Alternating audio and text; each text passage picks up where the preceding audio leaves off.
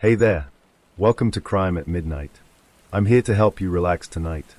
I know many of you use this video to fall asleep. So, before you get cozy, don't forget to like the video and subscribe to the channel.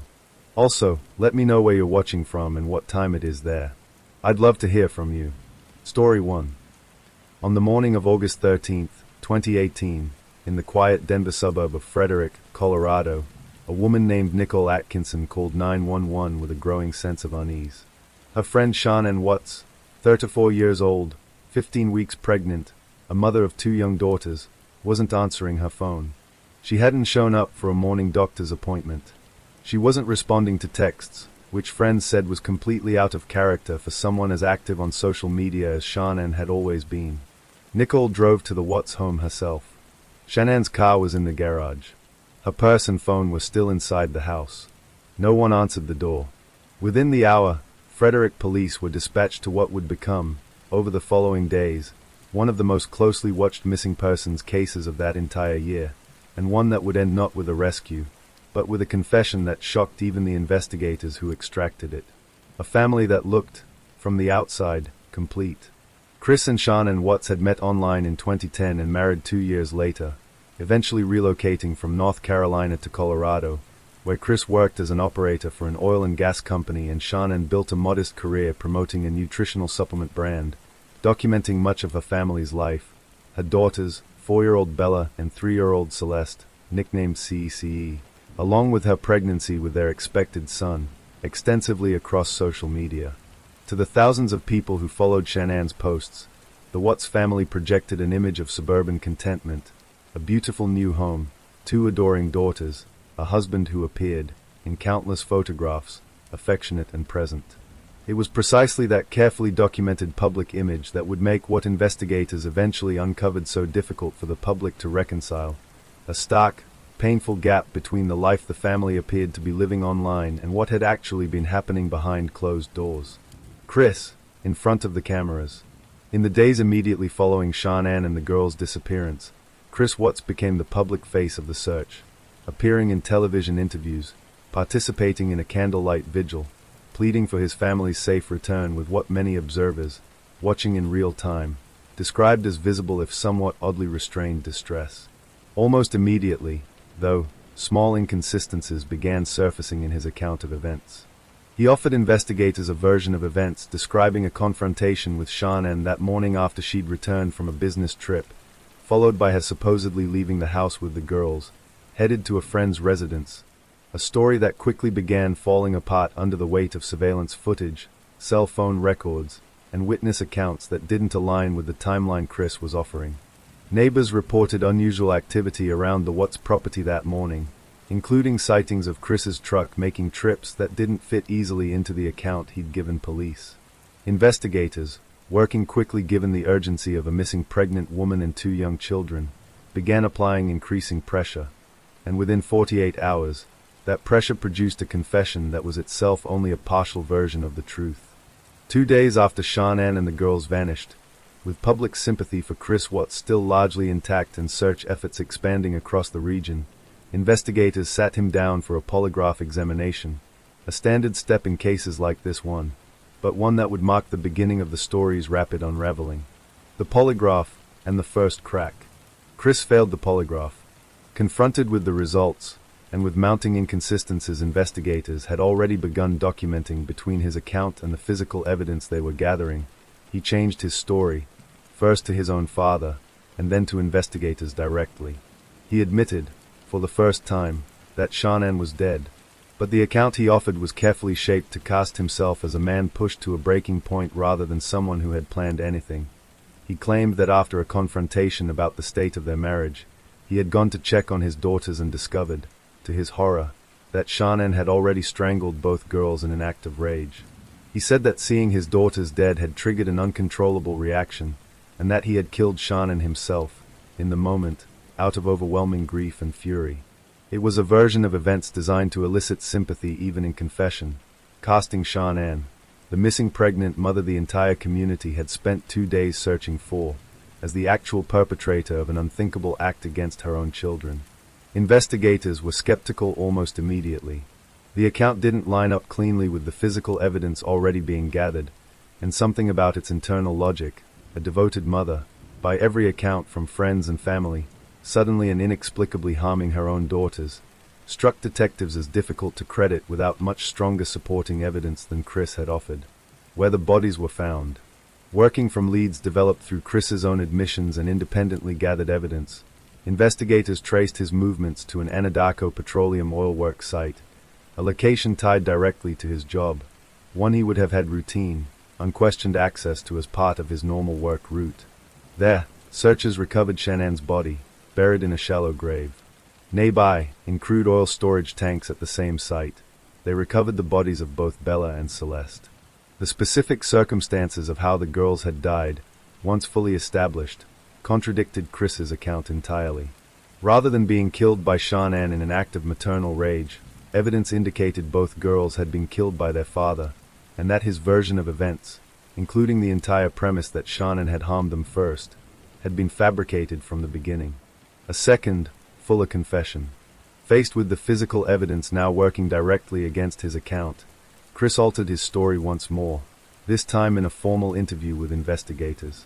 He acknowledged that he alone was responsible for all 3 deaths, though the specific sequence and details he offered in this second account still left significant gaps that, notably, wouldn't be fully filled in until a much later prison interview conducted months after his sentencing, a conversation we'll return to later in this story. What had begun, just days earlier, as a community-wide search for a missing pregnant woman and her 2 young daughters had transformed, with brutal speed, into a homicide investigation with the girl's own father in custody, a reversal that left the small town of Frederick, and much of the country following the story online, struggling to reconcile the affectionate, if imperfect, family man many had seen in years of social media posts with what investigators now understood he had done.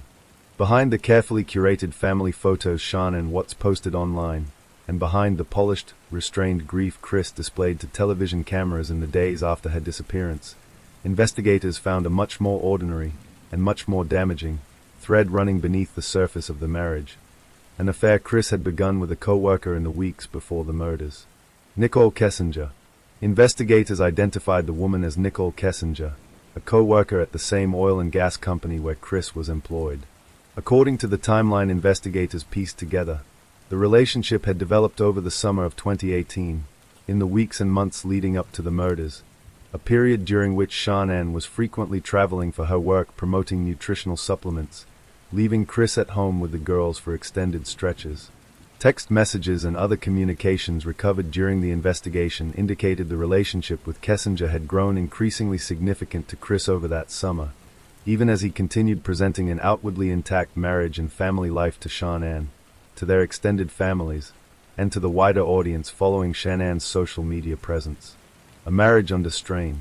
Investigators and journalists covering the case in the years since have pieced together a picture of a marriage under significant strain in the months before the murders, financial pressures connected to the family's home and lifestyle, and a widening emotional distance between Chris and Shanann that friends and family described, in retrospect, as having been present for some time, even if it hadn't been visible in the family's public-facing social media presence. According to Chris's own later accounts, given both during his initial interviews and in a considerably more detailed prison interview conducted months after sentencing, the immediate trigger for the violence was a confrontation that took place after Shanann returned home from a business trip on the morning of August 13th. He described her confronting him about the affair, expressing anger and hurt, and indicating she intended to separate from him and take the children, a version of events that, even if accurate in its broad strokes, provides no justification whatsoever for what followed, and that Chris himself would later be forced to substantially revise once he finally offered a fuller, more honest account of that morning. Why the affair became central to the public's understanding. For a case that drew this level of sustained national attention, the affair became one of its most widely discussed elements, not because infidelity alone explained or excused anything that followed, but because it offered the public a piece of the puzzle that made an otherwise almost incomprehensible act feel, however uncomfortably, more legible. A man who had built a secret life outside his marriage, confronted with the prospect of that secret's exposure and the dissolution of the family he'd been publicly presenting, apparently chose violence rather than accountability. Domestic violence researchers and advocates who examined the case afterward have cautioned against oversimplifying it into a straightforward story of an affair leading inevitably to murder, pointing out that the overwhelming majority of infidelity, even combined with significant marital conflict, never escalates anywhere near this level of violence. What made this case so unsettling to so many people wasn't a simple, predictable cause and effect chain, but rather the enormous, disorienting gap between the ordinary, relatable strain of a troubled marriage and the almost incomprehensible violence that followed it. The documentary that followed, the stark contrast between the Watts family's curated public image and the reality investigators uncovered, became central to a widely viewed 2020 Netflix documentary examining the case, which drew heavily on the extensive trove of Shanann's own social media content, contrasted directly against police body camera footage and Chris's own eventual confessions. The documentary contributed significantly to the case's continued cultural presence years after the murders themselves, introducing the story to an even wider audience than the original 2018 news coverage had reached. With the underlying motive established, at least in its broad outlines, the case moved quickly toward its legal resolution, a path that, unlike several of the cases we've covered elsewhere in this collection, would conclude without a lengthy trial at all. Unlike several of the cases we've explored in this collection, the Watts case never reached a jury trial at all. The evidence against Chris, his own shifting confessions, the physical evidence recovered at the oil site, and the affair investigators had uncovered, was overwhelming enough that his defense team pursued a different path entirely, an agreement to avoid the death penalty. In November of 2018, roughly 3 months after the murders, Chris Watts appeared in a Weld County courtroom and pleaded guilty to all 9 charges against him, including 3 counts of first-degree murder, 1 count each for the deaths of Shanann and each of his daughters, along with charges related to unlawful termination of Shanann's pregnancy and tampering with the bodies. The agreement spared him the possibility of the death penalty, which Colorado prosecutors had the legal option to pursue given the circumstances of the case. In exchange, Chris accepted a sentence guaranteed to keep him imprisoned for the remainder of his life, without the extended, multi-year appellate process a capital case would have required. Sentencing day. At his formal sentencing hearing on November 19, 2018, Judge Marcelo Kopkow described the crimes in some of the starkest terms he had encountered in his career on the bench, characterizing the case as among the most disturbing he had ever presided over. He sentenced Chris to 5 life sentences, 3 of them running consecutively, along with an additional 48 years for the unlawful termination of Shanann's pregnancy and 36 years connected to how he had disposed of his family's bodies, a sentence structure designed to leave absolutely no realistic possibility of release at any point in his lifetime. Members of Shanann's family delivered victim impact statements during the hearing, addressing Chris directly. Her father spoke of the trust he had placed in Chris to protect his family, a trust that had been violated in the most extreme way imaginable. Her brother described the particular cruelty of daughters who had loved and looked up to their father, believing him a source of safety rather than the person who would ultimately end their lives. Throughout the hearing, by most courtroom accounts, Chris kept his head down, offering little visible reaction to the statements being made against him. A question still not fully answered.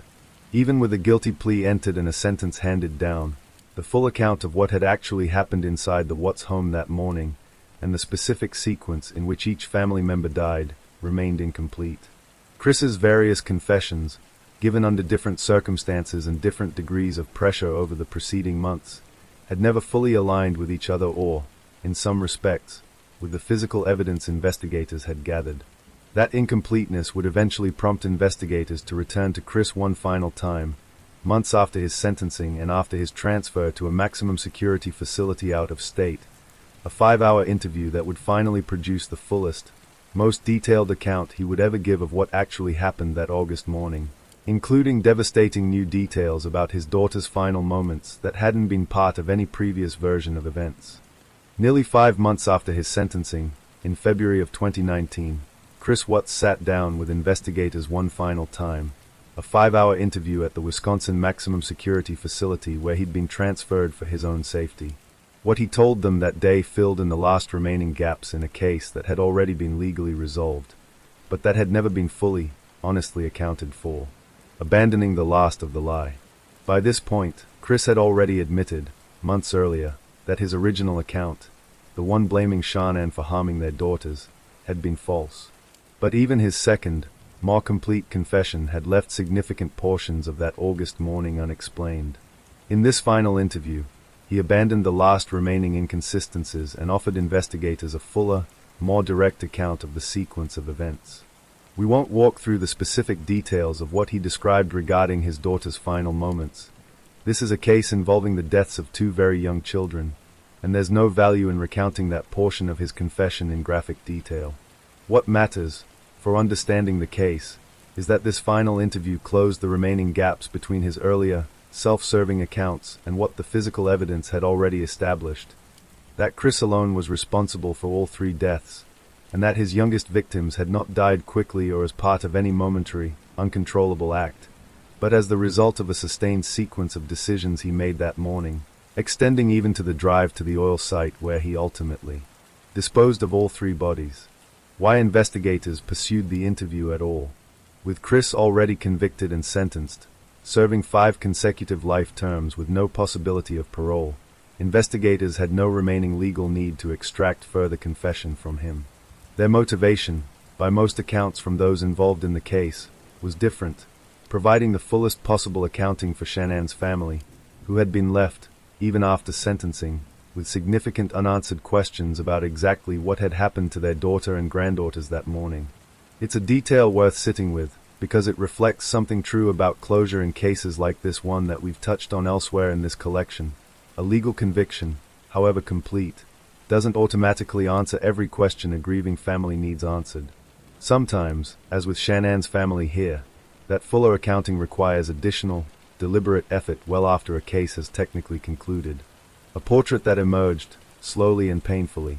Taken together, Chris's shifting series of confessions, from outright denial, to blaming Shanann, to a partial admission, to this final, fuller account, painted a portrait that mental health professionals and criminologists who examined the case afterward described as consistent with a particular, disturbing pattern sometimes seen in cases of family annihilation, an individual prioritizing the preservation of a curated public image and personal narrative, even in the immediate aftermath of committing an unthinkable act, layering facet upon facet until the physical evidence made further deception impossible to sustain.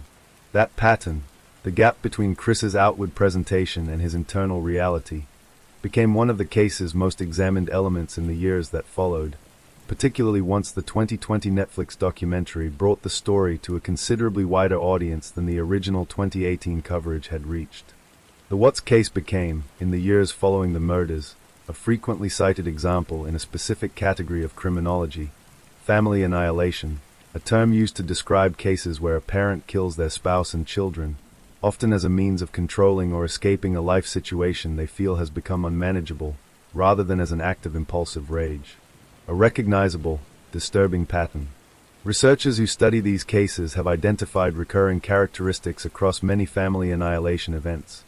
A period of significant hidden stress or conflict in the perpetrator's life, often involving financial pressure, infidelity, or the collapse of a relationship. A strong investment in maintaining outward appearances of normalcy or success, even as internal circumstances deteriorate, and, in the most extreme cases, a willingness to view family members not as individuals with their own right to safety, but as extensions of the perpetrator's own identity and control, a framing that can lead, in the worst outcomes, to violence aimed at preventing what the perpetrator perceives as a loss of control over the narrative of their own life. Chris Watts fits several of these patterns closely, according to analysis conducted after the case concluded. Significant undisclosed financial strain connected to the family's home and lifestyle, a secret affair that threatened the collapse of his marriage and public image simultaneously, and a documented pattern, evident in his shifting confessions, of prioritizing self-preservation and narrative control even in the immediate aftermath of the murders themselves. The documentary's impact. The 2020 Netflix documentary examining the case drew extensively on the enormous volume of social media content Shanann had generated during her years documenting the family's life online. Years of photographs, videos, and posts that, viewed in hindsight, took on an almost unbearable new significance once juxtaposed against what viewers now knew about what had actually been happening beneath the surface. The documentary's popularity contributed significantly to broader public conversations about domestic violence and coercive control, specifically about how difficult these dynamics can be to recognize from the outside, even by close friends and family, when a family's public presentation is carefully managed and outwardly positive. Domestic violence advocates who discussed the case publicly in the years following its release frequently emphasized that warning signs in situations like this one are often genuinely difficult to detect precisely because perpetrators, consciously or not, work to maintain an appearance of normalcy that actively obscures the danger building beneath it. A case that reshaped true crime media, again.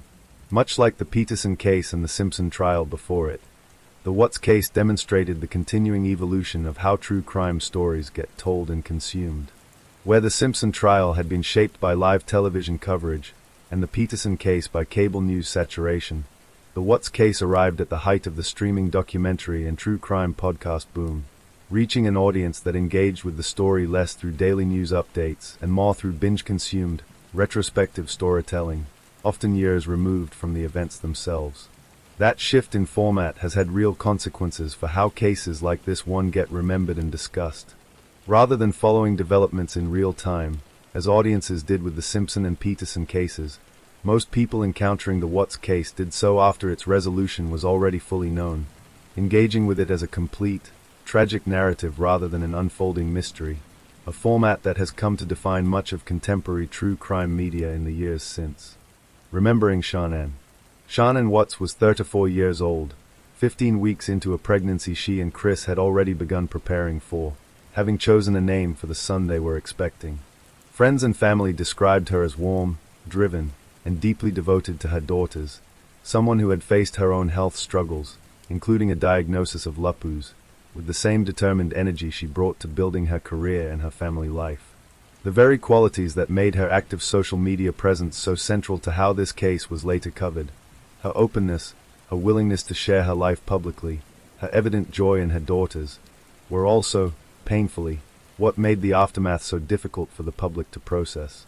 Thousands of people who had never met Shanann had, in a real sense, watched her daughters grow up through years of posts, making their deaths feel, to many strangers online, unusually personal.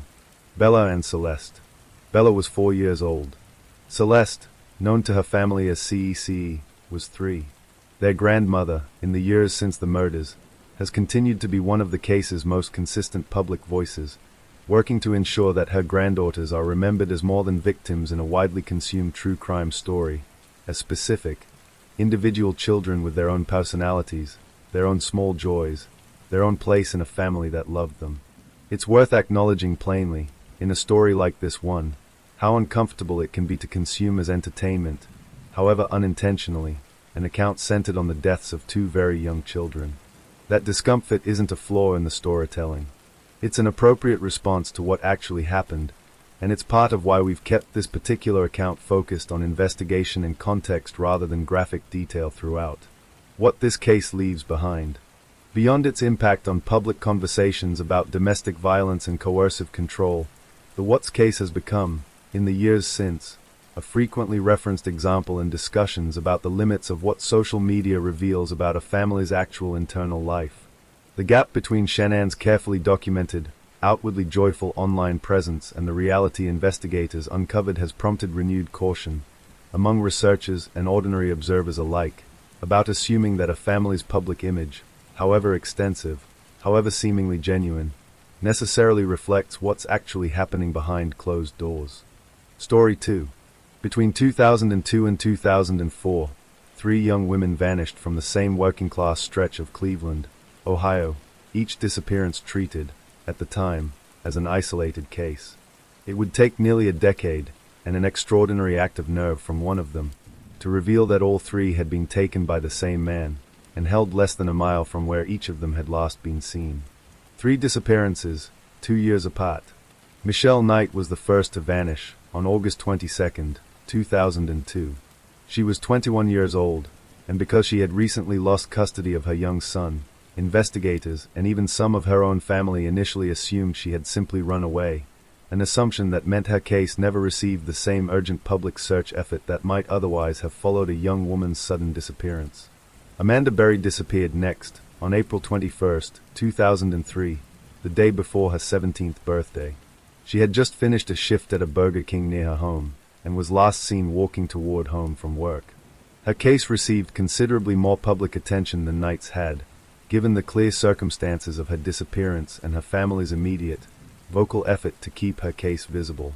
Nearly a year later, on April 2nd, 2004, 14-year-old Gina De Jesus vanished while walking home from school, in the same general neighborhood where both Knight and Berry had last been seen.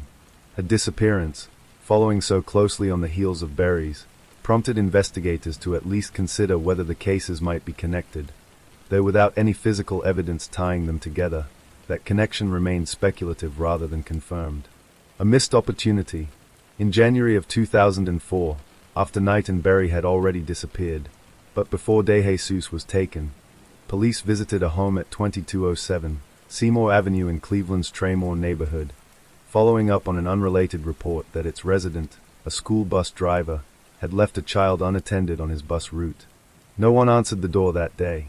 Officers later spoke with the homeowner directly and determined there was no criminal intent behind the incident, closing out the inquiry without further investigation of the property itself. The homeowner was Ariel Castro, and inside that house, at the exact moment police were following up on an unrelated bus incident, both Michelle Knight and Amanda Berry were already being held captive, an opportunity for early discovery that, like several of the cases we've covered in this collection, quietly slipped past without anyone realizing what they'd nearly found. A familiar face in the neighborhood. What made this case particularly unsettling to the Cleveland community, once it finally came to light, was how ordinary and familiar Castro had been throughout the entire period of the women's captivity.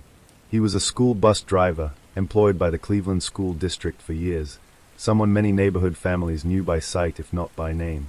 He was, in a detail that would later strike observers as especially chilling, previously acquainted with Amanda Berry's family. His own daughter had attended school with Berry, a connection Castro used directly to lure her into his home under the pretense that his daughter was inside. For nearly a decade, 3 women lived in captivity inside an ordinary house on an ordinary residential street, in a modest Cleveland neighborhood where neighbors came and went, waved to Castro regularly, and had absolutely no indication of what was happening behind the home's boarded and covered windows. For nearly a decade, Ariel Castro maintained an extraordinary and disturbing level of control over the 3 women held inside his home on Seymour Avenue. Chains, locked doors, boarded windows, and a level of psychological manipulation that kept them isolated not only from the outside world, but at times from each other. What finally broke that decade-long pattern wasn't a police raid or an outside tip. It was a single mistake, and one woman's decision not to let it pass. An ordinary mistake. On the afternoon of May 6, 2013, Castro left the house to run an errand. In doing so, he made an error he had evidently never made before in nearly a decade of holding his captives. He left the interior door to Berry's section of the house unlocked, securing only the exterior storm door behind him. Berry noticed, and rather than assuming, as she later described feeling in the moment, that this might simply be another test, a suspicion Castro had apparently cultivated in her over the years, making her wary that unexpected opportunities might be deliberate traps designed to justify further punishment. She made a decision that would end not only her own captivity, but Knight's and De Jesus's as well. Breaking through, Berry pushed against the exterior storm door with enough force to partially break it open, and began screaming for help, with her 6-year-old daughter, a child fathered by Castro during her captivity, beside her. A neighbor named Charles Ramsey, eating a meal inside his own home nearby, heard her cries and came to investigate.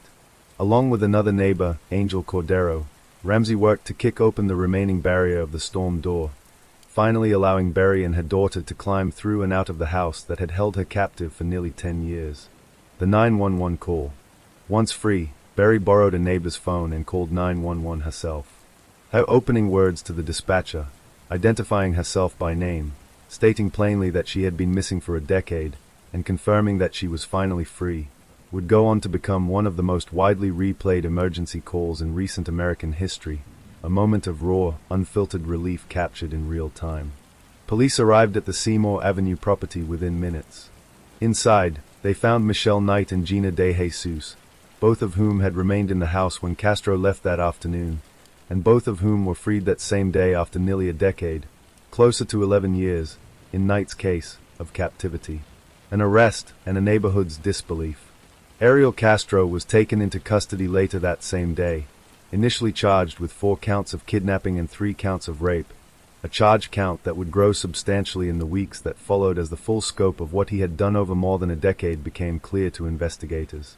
For the Cleveland neighborhood surrounding Seymour Avenue, the news landed with a particular, disorienting shock. Castro wasn't a stranger who had slipped into the community undetected. He was a familiar figure, a school bus driver, a neighbor, someone many residents had crossed paths with regularly for years, entirely unaware of what had been happening inside his home the entire time. That disbelief, and the broader investigation into exactly how Castro had managed to keep 3 women hidden for so long in the middle of an ordinary residential neighborhood. In the days following the rescue, as Cleveland investigators worked through the Seymour Avenue property, they began piecing together the specific methods Castro had used to keep 3 women confined and hidden for nearly a decade, details that would shape both the criminal charges against him and the broader public understanding of how something like this could go undetected for so long. A house modified for concealment. The house itself had been altered over the years in ways specifically designed to prevent detection from outside. Windows were boarded or covered.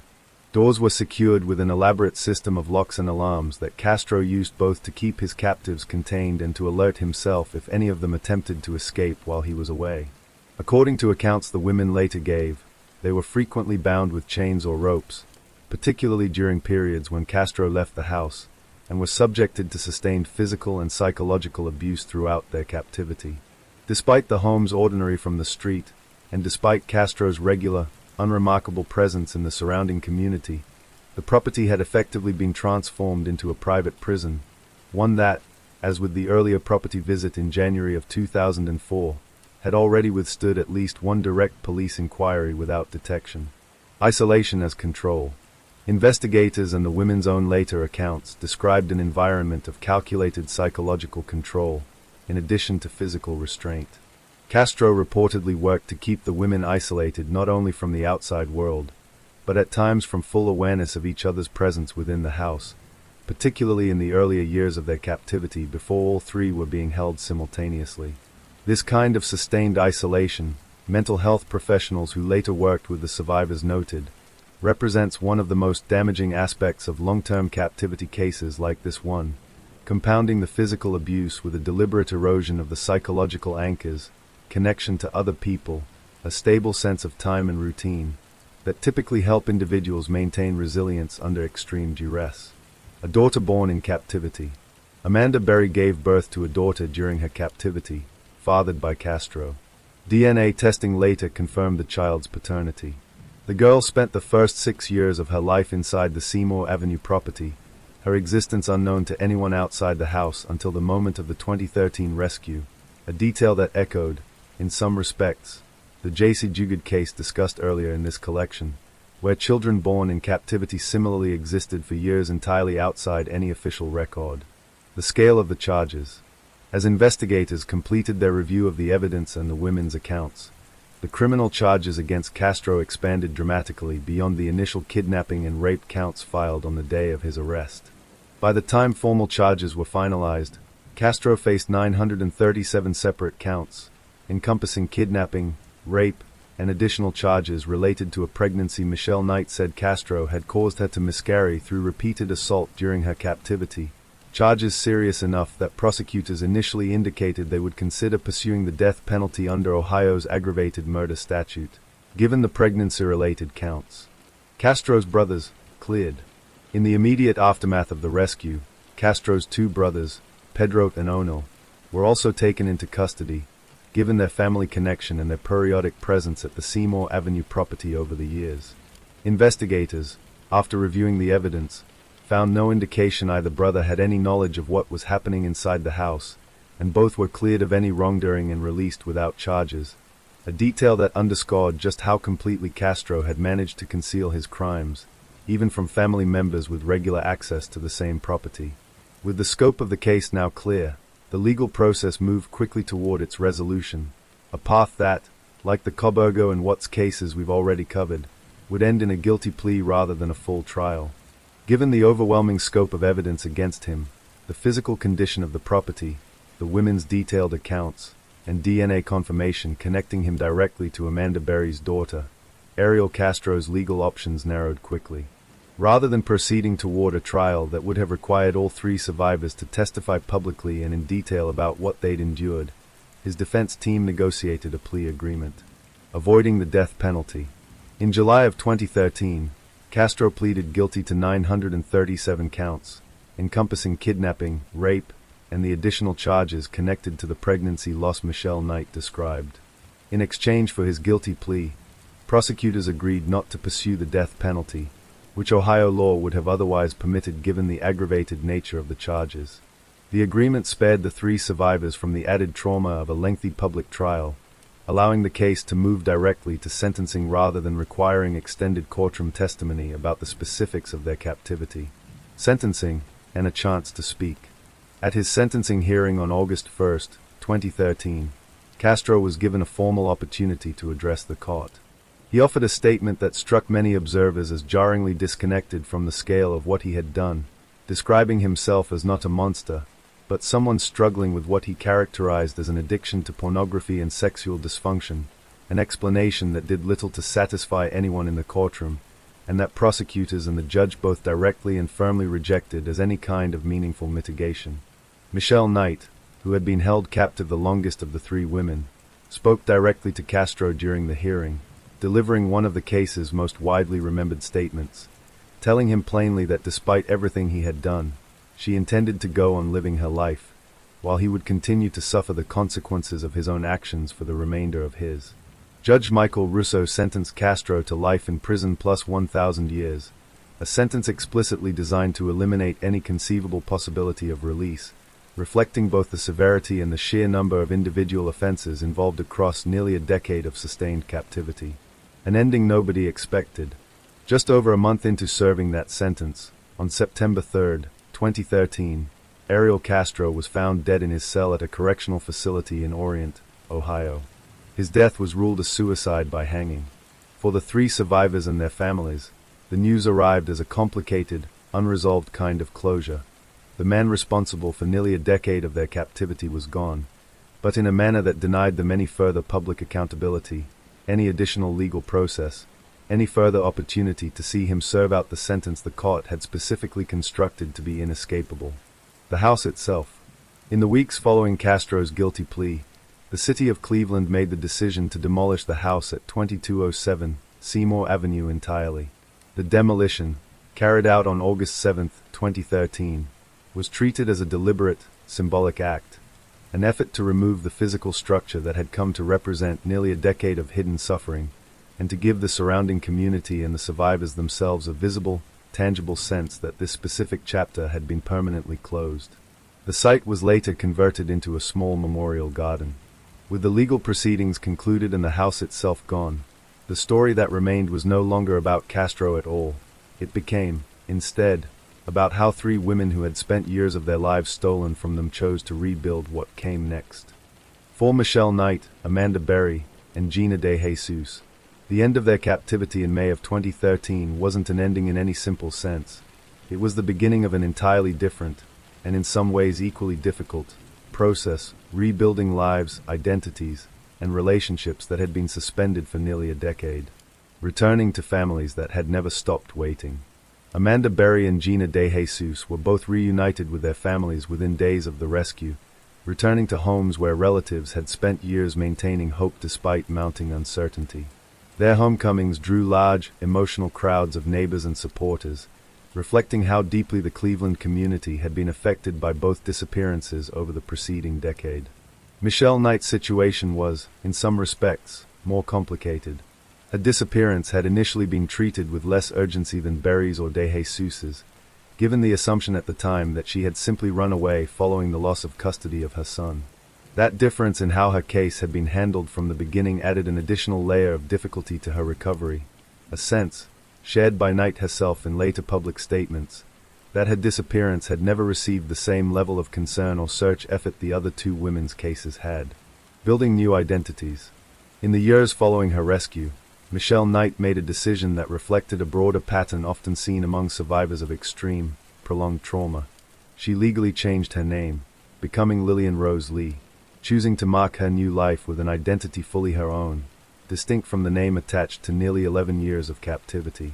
Barry and De Jesus, close friends since their shared ordeal, co-authored a book together detailing their experiences, offering their own account of the captivity and its aftermath in their own words, rather than leaving their story to be told entirely through news coverage, documentaries, or dramatized retellings. Knight, separately, published her own memoir describing her experience and her path toward rebuilding her life afterward. A bond forged in captivity. One of the more striking elements of this case, discussed at length in survivor interviews conducted over the years since, is the bond the three women formed with each other during their captivity, treating one another, by their own description, as something like sisters, offering each other what limited comfort and support was possible under the extreme conditions Castro had imposed on them. That bond has, by most public accounts, persisted well beyond their rescue, with the women maintaining connections to one another even as their individual paths diverged in the years since. Advocacy and a new purpose. Both Barry and De Jesus have gone on to engage in advocacy work related to missing persons cases and survivor support, drawing on their own experience to help other families navigate the particular, agonizing uncertainty of a loved one's unresolved disappearance. This pattern, survivors of extreme trauma channeling their experience into support for others facing similar circumstances, echoes what we saw earlier in this collection with J.C. Jugood's foundation work, reflecting a broader tendency among survivors to transform an experience defined by powerlessness into something that actively helps restore agency and purpose.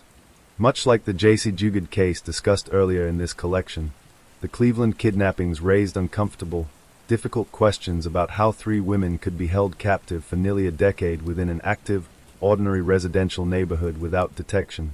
Questions that prompted real scrutiny of both police procedure and community awareness in the years following the rescue.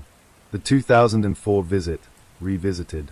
The January 2004 police visit to the Seymour Avenue property, made in connection with the unrelated school bus incident, became one of the most closely examined details in the case's aftermath. At the time of that visit, both Michelle Knight and Amanda Berry were already being held inside the house. No one answered the door that day, and officers, having addressed the specific bus-related concern that prompted the visit, didn't pursue the matter further. In hindsight, this missed opportunity drew comparisons to similar failures in the Jugood case, where property visits during Philip Garrido's parole supervision similarly failed to uncover the hidden compound where Jugood was being held. In both cases, investigators reviewing the failures afterward noted that a visit conducted for one specific, narrow purpose doesn't necessarily prompt the kind of broader scrutiny that might reveal an entirely separate, hidden crime happening on the same property. A community that didn't see what was in front of it. Beyond the specific police visit, neighbors and community members in the years following the rescue described a range of small, retrospectively troubling observations about Castro's property and behavior: boarded windows, an unusual level of privacy maintained around the house, occasional odd behavior that, at the time, hadn't seemed significant enough to report or investigate further. This pattern, common across many long-term captivity cases, reflects a genuine and difficult truth about community safety. Individually, small oddities rarely rise to the level of clear warning signs. It's only in retrospect, once the full picture is known, that these details take on the appearance of missed red flags. Criminologists who study cases like this one have cautioned against treating this kind of hindsight bias as evidence of clear, preventable negligence on the part of individual neighbors, while still acknowledging the real, systemic value in encouraging communities to take unusual observations more seriously, even when they don't immediately suggest anything as extreme as what was actually occurring. Changes that followed. In the years after the Cleveland case, along with the roughly contemporaneous conclusion of the Jugood case, several jurisdictions reviewed and updated protocols specifically addressing how officers should handle situations where a property visit for one stated purpose might warrant broader observation or follow-up, particularly involving properties with any history of prior complaints or unusual characteristics.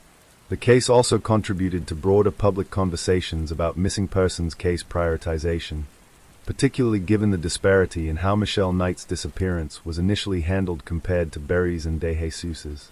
Advocacy organizations pointed to this disparity as an example of how assumptions about a missing person's circumstances, in Knight's case, the assumption that she had simply run away, can meaningfully affect the urgency and resources applied to a search, sometimes with devastating consequences for how long a captivity or worse might go undetected.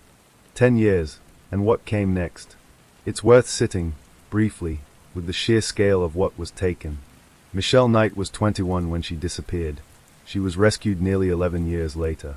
Amanda Berry was 16. She came home at 27, with a 6-year-old daughter who had never known any life outside captivity. Gina De Jesus was 14 when she vanished on an ordinary walk home from school. She was 23 by the time she was found. Whole stretches of early adulthood, the years most people spend finishing school, starting careers, building independent lives, were simply gone, spent instead inside a house a few miles from the families who never stopped looking for them. That loss doesn't resolve with a sentencing hearing, however severe, and it didn't end when Castro himself died a month into serving his sentence. What stands out most, looking back across the years since 2013, is how deliberately all three women worked to take ownership of their own narrative rather than allowing it to remain permanently defined by Castro and the specifics of what he'd done. Berry and De Jesus's decision to write their own account, in their own words, mirrors a choice we've seen elsewhere in this collection, J.C. Duguid doing much the same with her own memoirs. Michelle Knight's decision to legally become Lillian Rose Lee reflects a similarly deliberate act of reclamation, choosing a new name to carry forward rather than one permanently tied to nearly 11 years of captivity. None of this erases what happened, but it represents something genuinely meaningful about how survivors of extreme trauma find their way forward, not by pretending the harm didn't happen, but by insisting on authorship over what comes after it. A house that no longer exists.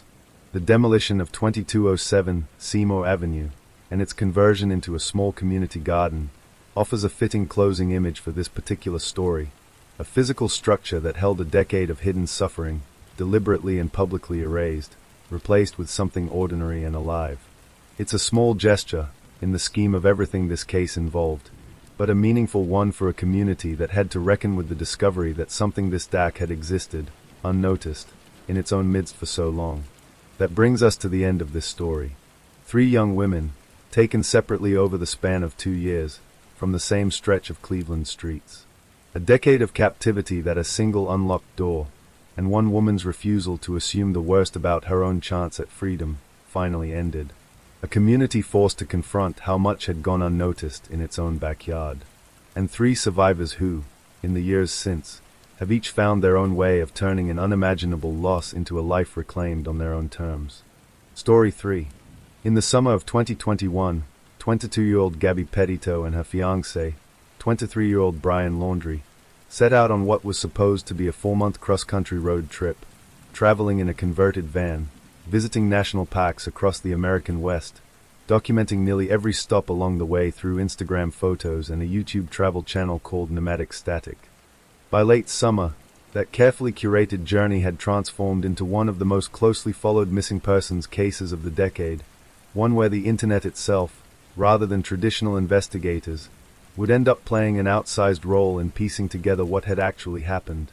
An idyllic trip, documented publicly. Petito and Laundrie left New York's Long Island on July 2, 2021, heading west in a Ford Transit van they'd converted for long-term travel. Over the following weeks, their social media accounts filled with the kind of content that has become associated with the broader van life movement, scenic overlooks, national park visits, sunset photos, a curated portrait of a young couple living out a shared adventure. Behind that public presentation, though, friends and family had, according to accounts given after the fact, harbored some concern about the dynamics of the relationship, concerns that would take on much greater significance once the full picture of what happened on that trip eventually came to light. A domestic dispute in Moab. On August 12, 2021, roughly 6 weeks into the trip, police in Moab, Utah responded to a report of a physical altercation between Petito and Laundrie, witnessed by a bystander who called it in. Officers stopped the couple's van and separated them for questioning. Body camera footage from that stop, which would later become some of the most widely viewed and discussed material in the entire case once it became public, showed Petito visibly distressed, describing a conflict that had escalated during the trip.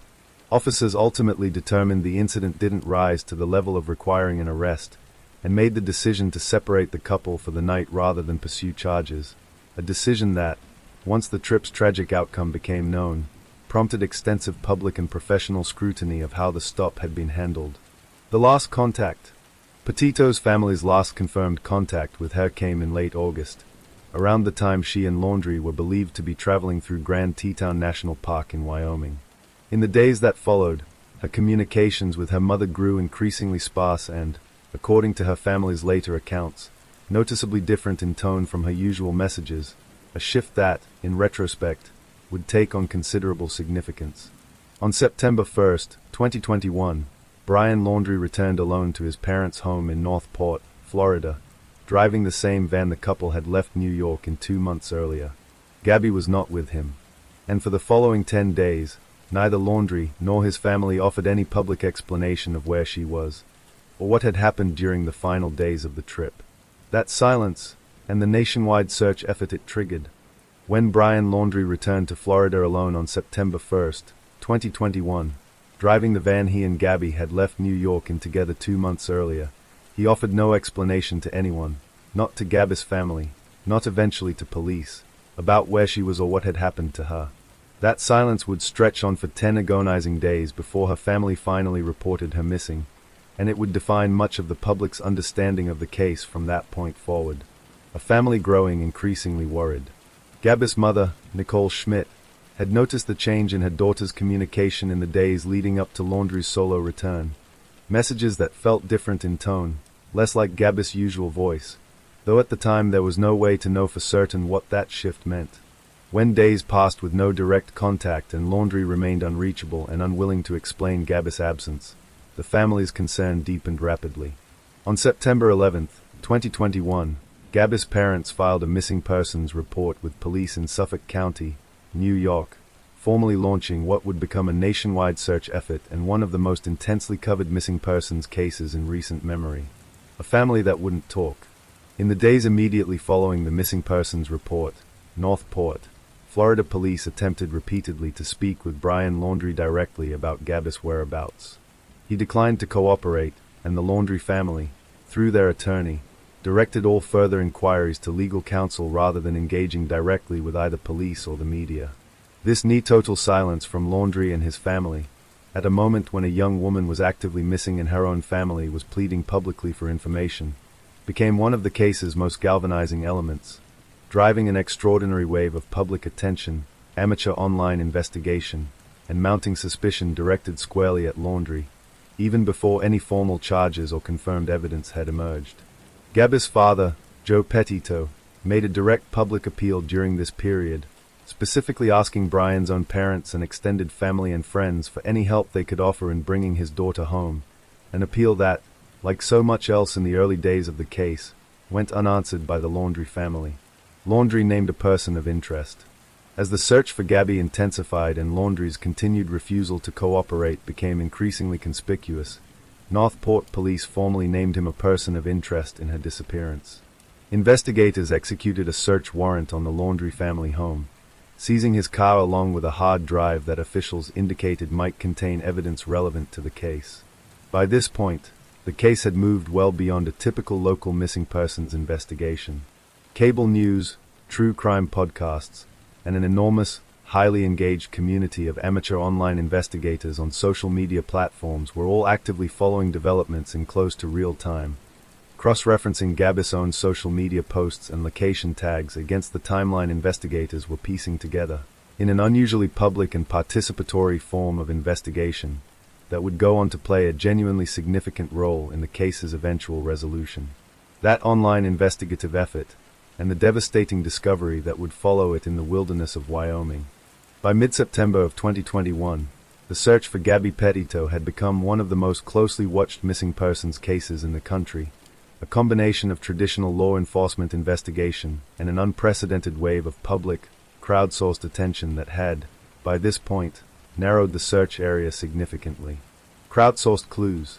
Online amateur investigators, working from Gabby's own social media posts, geotagged photographs, and public campground and park records, had already begun independently identifying Grand Teton National Park in Wyoming as a likely location connected to the couple's last confirmed days together, work that ran parallel to, and in some cases meaningfully assisted, the official law enforcement investigation.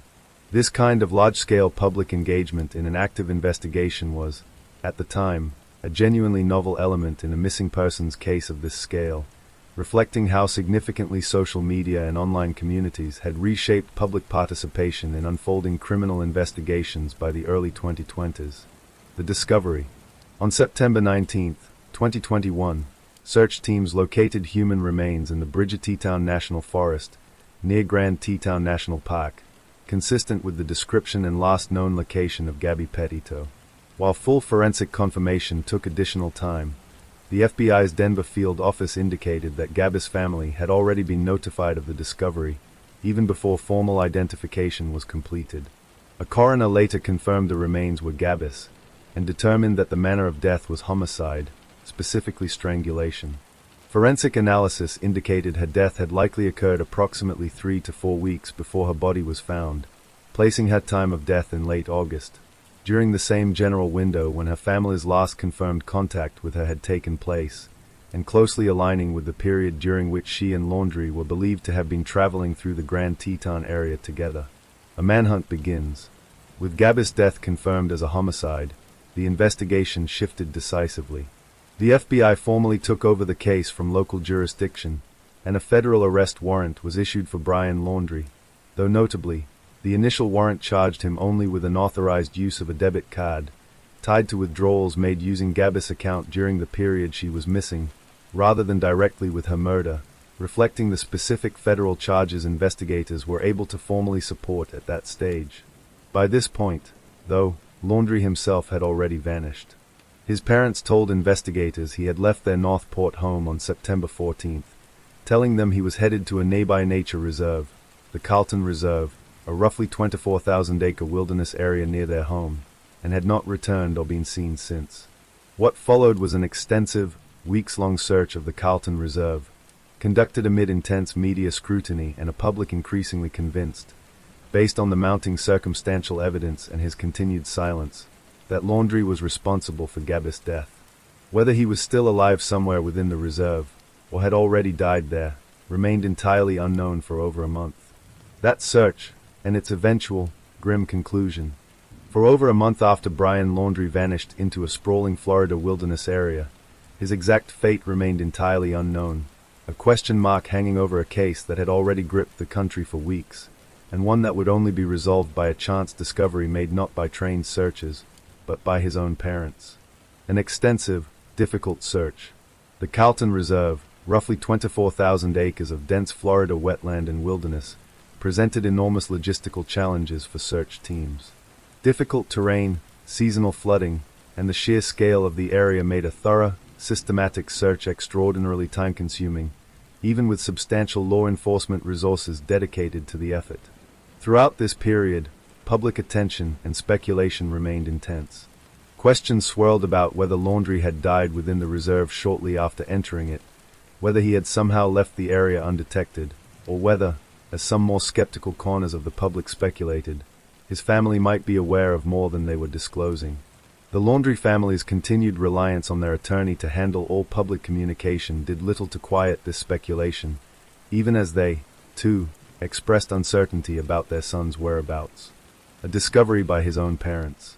The case's resolution came on October 20th, 2021, when Brian's parents, Chris and Roberta Laundrie, went searching within the reserve themselves, at an area they indicated Brian had frequented.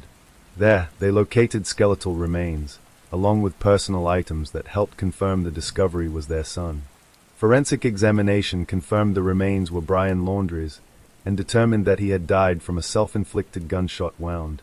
Investigators believe, based on the condition of the remains, that he had likely died not long after entering the reserve in mid-September, meaning he had, in all likelihood, already been dead for the majority of the extensive, weeks-long search effort that had been actively looking for him.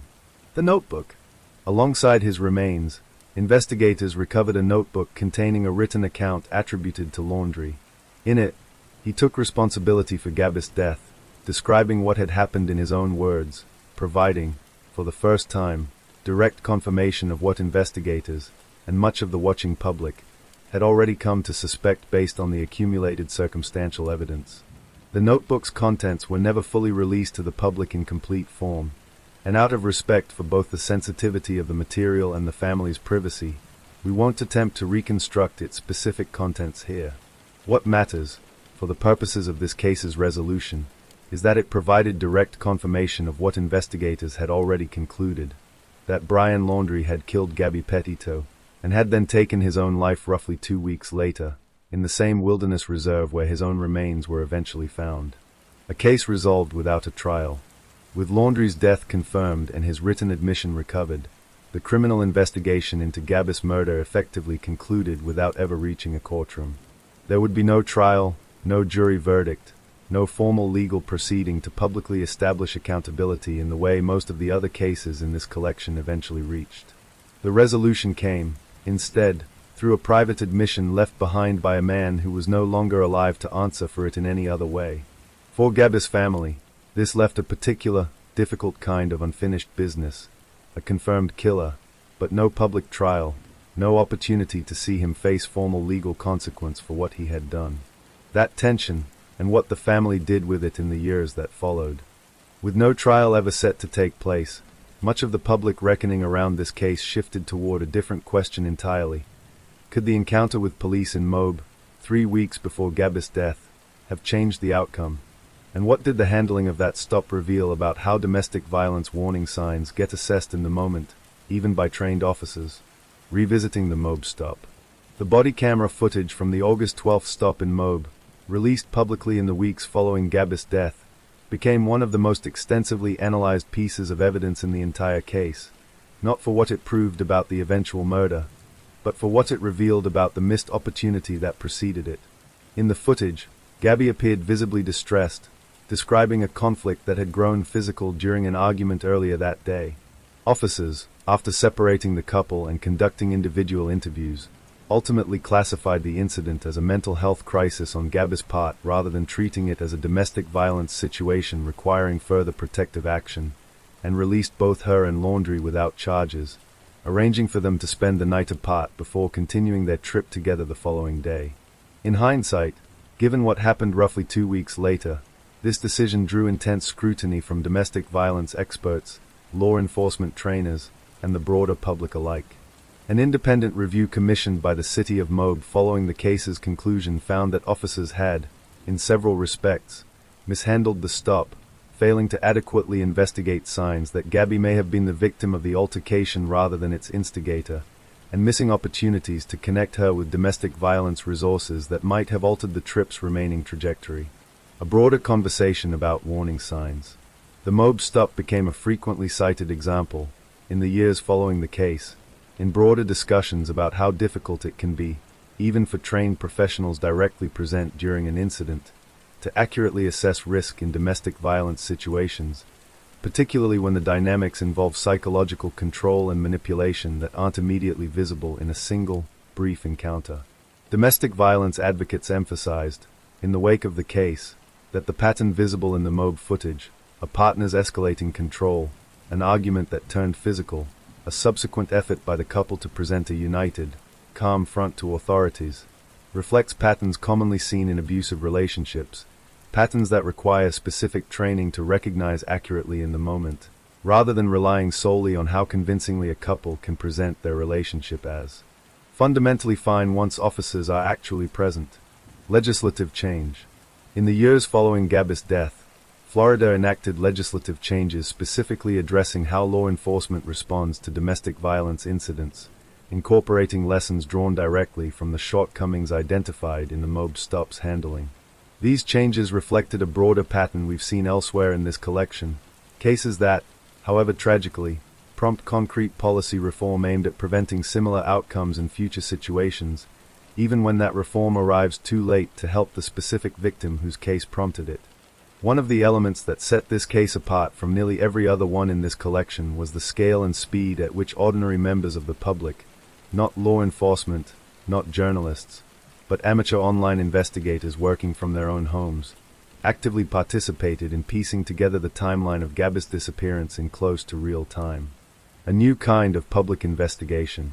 Within days of Gabby's family reporting her missing, TikTok, YouTube, and various online forums filled with users independently analyzing her public social media posts, cross-referencing geotags, background landmarks, and posted timestamps against known campground records and park visitor logs. This crowdsourced effort helped narrow down the couple's likely route and location during the final days investigators were trying to reconstruct, running in parallel with the official law enforcement investigation and, in some documented instances, contributing genuinely useful leads to it. This kind of large-scale, decentralized public engagement in an active missing persons case was, at the time, a relatively new phenomenon at this scale, reflecting how significantly platforms built around short-form video and rapid information sharing had reshaped the relationship between the public and unfolding criminal investigations by 2021. The benefits and the costs.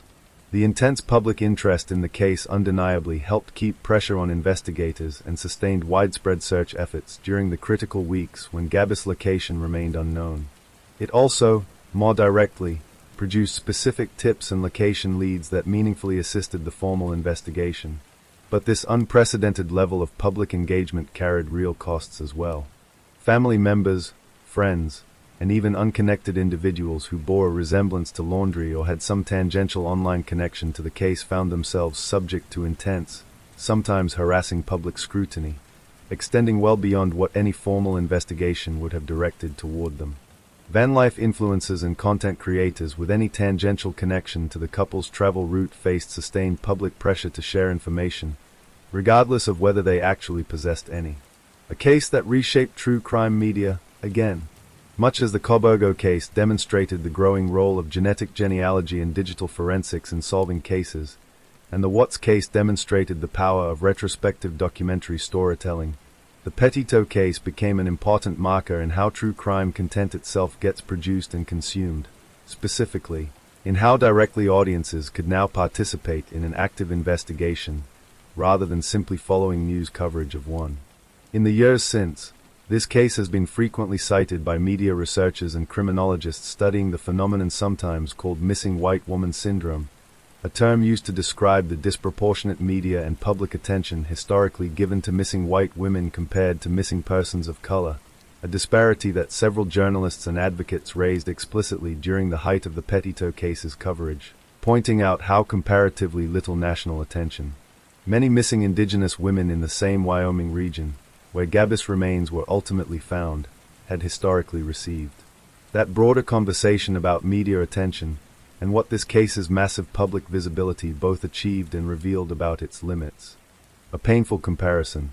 At the height of the search for Gabby, journalists and indigenous advocacy organizations pointed out a stark, uncomfortable disparity. Wyoming, the same state where Gabby's remains were ultimately found, has one of the highest rates of missing and murdered indigenous women in the country, cases that have historically received a small fraction of the sustained media coverage, law enforcement resources, and public engagement that Gabby's case generated within days of her family reporting her missing.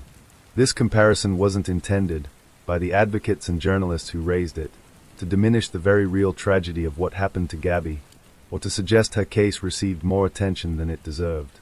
It was intended, instead, to highlight a genuine and long-documented pattern in how missing persons cases get prioritized by media outlets and, in turn, by the public, a pattern researchers have studied for years under the term missing white woman syndrome, describing the disproportionate coverage historically given to missing white women compared to missing persons of color, particularly indigenous women, whose cases frequently receive comparatively minimal national attention even when the circumstances are equally urgent.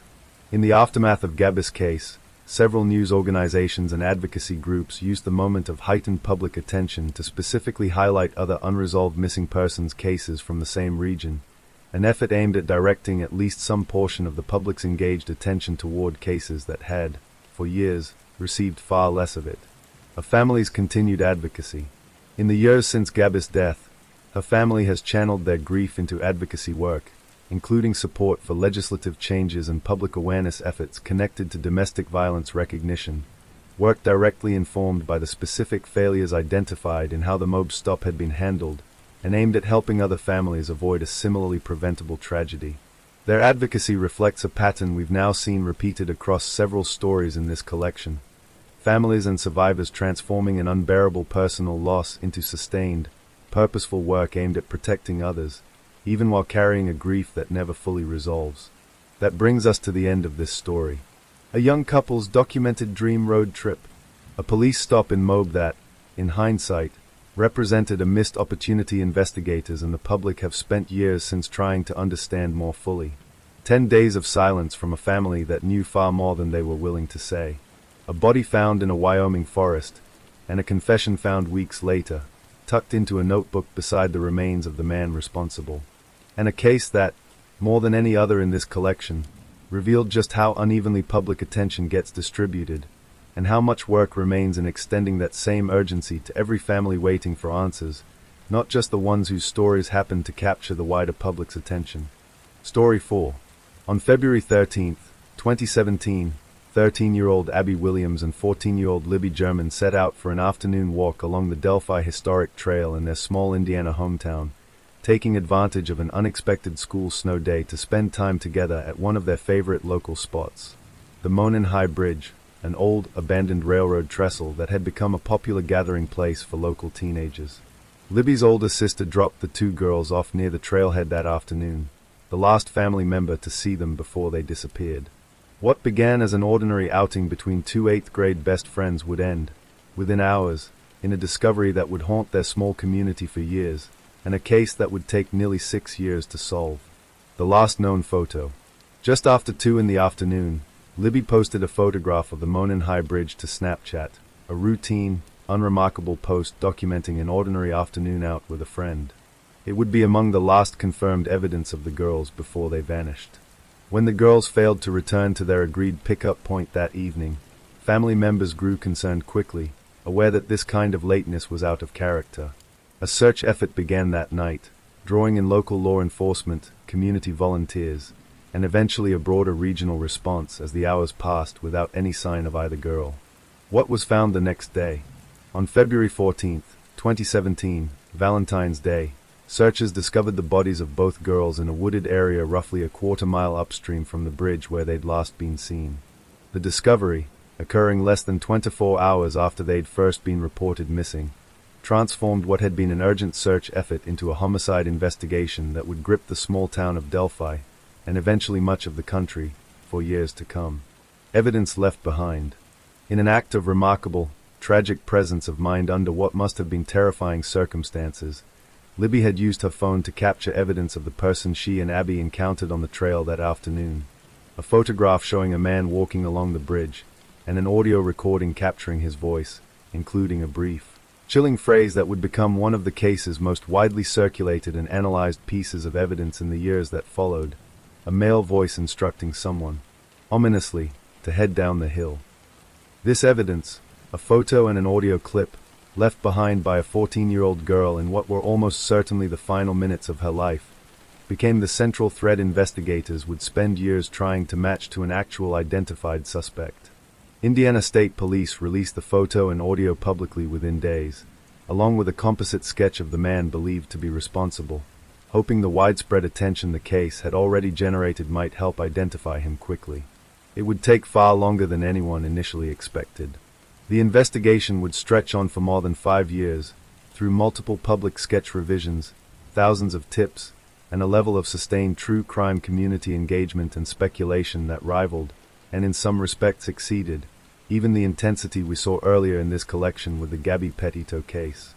For more than 5 years after Abby and Libby's murders, the case that had generated one of the largest tip volumes in Indiana State Police history remained unsolved, despite a photograph of the suspect, an audio recording of his voice, and sustained, intense public and media attention that never fully faded during the years the investigation stretched on. A sketch that changed. In the immediate aftermath of the murders, Indiana State Police released a composite sketch of the suspect based on witness accounts and the photo evidence recovered from Libby's phone.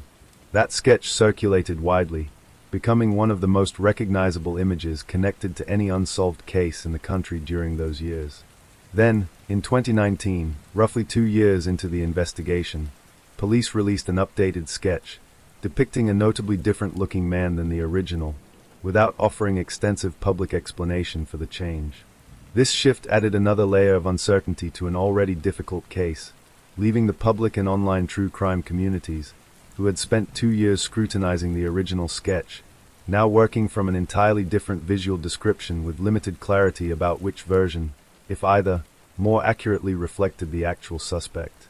A community living with unresolved fear.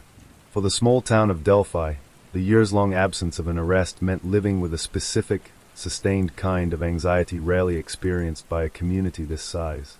Parents grew considerably more cautious about their children's independence. The Monon High Bridge Trail itself, once an ordinary local gathering spot, became a place burdened with the memory of what had happened there, revisited constantly by local and national media, true crime podcasts, and amateur online investigators who continued combing over every publicly available detail of the case for new leads. Indiana State Police, for their part, maintained periodic public updates throughout this period, describing an active, ongoing investigation even as years passed without a named suspect, a stretch of sustained public uncertainty that echoed, in some ways, the decades-long gaps we saw in the Golden State Killer and Green River Killer cases earlier in this collection, though compressed here into a considerably shorter, if still agonizing, span of years rather than decades. The man who had already been interviewed. What made the eventual break in this case particularly striking, once it finally came, was a detail that only became fully clear afterward. The man investigators would ultimately arrest had actually spoken to police back in 2017, in the immediate aftermath of the murders, confirming that he had been on the trail that same day, information he volunteered himself, apparently without realizing how significant it would eventually become to the case built against him years later. That connection, and the piece of physical evidence that finally, conclusively tied him to the crime scene nearly 6 years after the murders. For nearly 6 years, investigators possessed a photograph, a voice recording, and a wealth of tips, but no forensic evidence strong enough to conclusively identify a suspect. That changed with a single piece of physical evidence that had been recovered from the crime scene since the very first day, an unspent bullet, found near the girls' bodies. An overlooked piece of evidence. Among the items collected during the initial 2017 crime scene investigation was a .40 caliber unspent round, found near where Abby and Libby's bodies were discovered. For years, this piece of evidence remained part of the broader case file without producing a definitive match, its significance limited by the absence of any specific firearm to compare it against. That changed when investigators connected the round to a SIG Sauer Model P226 pistol registered to Richard Allen, a Delphi resident who worked locally as a CVS pharmacy clerk.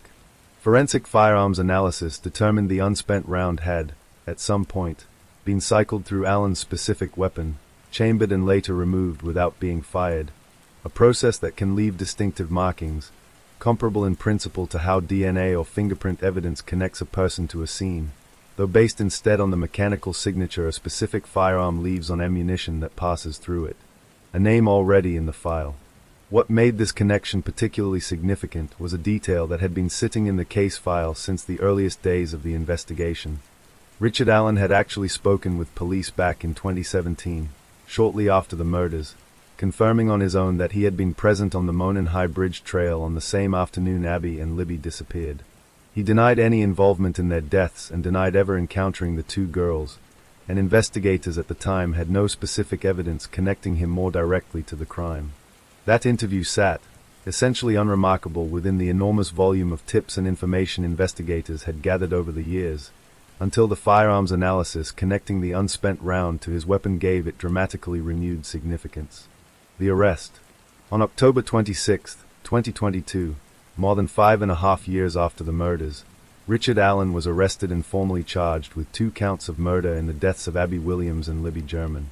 Indiana State Police Superintendent Doug Carter, addressing the public at the announcement, described the moment with visible emotion, acknowledging the profound and lasting impact the case had already had on the community, even as the arrest represented what he characterized as a major step toward finally reaching resolution. Allen pleaded not guilty at his first court appearance. The charges were later amended to include 2 additional murder counts, reflecting different legal theories, knowing murder and felony murder committed during an attempted kidnapping that prosecutors intended to pursue at trial. A long road still ahead. Even with an arrest finally made, the case was far from resolved. What followed was a lengthy, frequently delayed pretrial process, complicated by an evidence leak, multiple legal filings, and a contentious dispute over Allen's defense team that led to his original court-appointed attorneys being removed from the case and later reinstated, pushing the eventual trial date back significantly from initial expectations. That extended pretrial period, and the trial that eventually followed nearly 6 years after the original murders. By the time Richard Allen's trial finally began in October of 2024, the case had already generated years of legal complications, a leaked evidence controversy, and a defense team shakeup. But the most contested element of the entire proceeding turned out to be something that emerged only after his arrest: an extraordinary number of statements Allen made about the murders while in custody. More than 60 confessions. Prosecutors alleged that Allen confessed to the murders more than 60 separate times during his time in custody awaiting trial. Statements made to family members during recorded jail phone calls, to corrections staff, and during interactions with mental health professionals evaluating him while he was held, notably, in isolation for much of his pretrial detention. The sheer volume of these statements became one of the trial's central pieces of evidence, with prosecutors playing recordings for the jury in which Allen could reportedly be heard directly stating responsibility for killing Abby and Libby, in terms that left, in the prosecution's characterization, little ambiguity about what he was acknowledging. A defense built on mental health. Allen's defense team did not dispute that he made these statements. Instead, they argued the confessions were fundamentally unreliable, the product of a severe mental health crisis brought on by the extraordinary conditions of his confinement, held in isolation, under constant observation, and, according to testimony from defense witnesses including Dr. Polly Westcott, experiencing a serious psychological decline that included depression and psychosis during the relevant period. Family members took the stand to describe the deterioration they'd observed in Allen during this period. Testimony aimed at persuading the jury that statements made under these specific psychological conditions couldn't be treated as reliable evidence of actual guilt, regardless of how frequently or specifically he had repeated them. The physical evidence, contested too. Beyond the confessions, the defense worked to challenge the prosecution's core physical evidence as well. They pointed to a hair recovered from around Abby's finger that matched neither girl's DNA nor Allen's evidence, they argued, potentially suggesting the involvement of someone else entirely. They also argued that while Allen may have been present on the trail that day, timeline evidence suggested he had already left the area before Abby and Libby actually arrived, undermining the prosecution's theory of direct encounter and abduction. The video evidence. Central to the prosecution's case remained the video and audio recovered from Libby's phone years earlier, footage of the so-called bridge guy walking along the Monon High Bridge, and the brief audio recording capturing a male voice giving the chilling instruction to head down the hill. Carroll County Prosecutor Nick McLeland identified Allen directly to the jury as the man depicted in that footage, building the prosecution's core narrative around the theory that Allen had used intimidation to force the two girls down toward the wooded area where their bodies were later found. 4 weeks of testimony. The trial stretched across roughly 4 weeks, encompassing extensive forensic testimony about the firearms evidence, hours of jail phone call recordings, expert testimony regarding Allen's mental state in custody, and the continued dispute over what the video and audio evidence from the day of the murders actually proved. By the time both sides rested, the jury faced a case built on an unusual combination: physical evidence connecting a specific weapon to the crime scene, an extraordinary volume of custodial confessions whose reliability was directly and vigorously disputed, and video evidence that prosecutors argued depicted Allen himself, but that never showed his face clearly enough for a certain, unambiguous visual identification. That verdict, reached after 4 days of jury deliberation. After 4 days of deliberation, a notably lengthy process given the trial's complexity and the volume of contested evidence presented over the preceding 4 weeks, the jury reached its verdict on November 11, 2024. The verdict: Richard Allen was found guilty on all 4 counts: knowing murder in the death of Abby Williams, knowing murder in the death of Libby German, and felony murder for each girl's death committed during an attempted kidnapping. The jury of 7 women and 5 men had deliberated for approximately 19 hours across those 4 days, working through an unusually dense body of contested testimony before reaching a unanimous conclusion. Alan showed little visible reaction as the verdict was read, remaining largely stoic throughout, according to courtroom observers. His mother and wife, seated nearby, were reported to be visibly emotional as the verdict was delivered, a reaction that stood in stark contrast to Alan's uncomposed demeanor. A gag order that had silenced the families. One of the more unusual elements of this case, compared to others in this collection, was an extended gag order that had prevented Abby and Libby's families from publicly discussing the case throughout the trial, and in the years of pre-trial proceedings leading up to it. For families who had waited nearly 8 years for any form of public resolution, this meant enduring the entire legal process without being able to speak publicly about their experience, a constraint that would only lift once sentencing was complete. Sentencing. At his sentencing hearing on December 20th, 2024, Judge Francis Gull sentenced Alan to 6 to 5 years in prison for each of the 2 murders, running consecutively, for a total sentence of 130 years, a term ensuring, given Alan's age, that he would spend the remainder of his life in prison regardless of any future parole consideration. With the gag order finally lifted following sentencing, Libby's grandmother, Becky Patty, addressed the court and the public directly for the first time in years. She spoke of the particular, lasting weight of having made the decision to let the girls go to the trail that day, an ordinary parental choice that, in hindsight, had led to unimaginable loss. She expressed hope that Alan would carry the same fear in prison that he had inflicted on Abby and Libby in the final hour of their lives. An appeal already planned. Despite the conviction and sentence, Alan's defense team indicated at sentencing that he continued to maintain his innocence, expressing hope that the appellate process would eventually provide an opportunity to present what they described as a fuller defense in a potential second trial, a legal path that, as we've seen elsewhere in this collection with the Scott Peterson and Coburgo cases, means even a resolved conviction doesn't necessarily mark the true, final end of a case's legal life. The Delphi case occupies a distinct place among the stories in this collection, largely because of how unusual its evidentiary foundation was, a conviction built not on DNA, not on an eyewitness identification, but primarily on firearms analysis and an extraordinary volume of custodial statements whose reliability the defense contested at every turn. Firearms evidence, explained carefully. The forensic technique connecting the unspent round to Alan's pistol relies on a principle sometimes called toolmark analysis, the idea that firearms, like other mechanical tools, leave small, individually distinctive marks on ammunition that passes through them, marks that can, in principle, be matched back to a specific weapon with a reasonable degree of forensic confidence. It's worth noting, as legal analysts and some forensic scientists did throughout coverage of this trial, that toolmark and firearms analysis has faced more scientific scrutiny in recent years than more established forensic techniques like DNA matching. Unlike DNA evidence, which rests on a statistically well-established probabilistic foundation, firearms toolmark comparisons rely more heavily on trained examiner judgment, a distinction defense attorneys in cases like this one have increasingly used to challenge the certainty with which prosecutors present such evidence to juries. That said, the Delphi prosecution didn't rest solely on the firearms evidence. It was the combination, the unspent round tied to Alan's weapon, his own 2017 admission that he'd been on the trail, and the subsequent volume of custodial statements, that jurors ultimately found persuasive enough to convict, despite each individual piece facing real, substantive challenge from the defense. The problem of custodial confessions.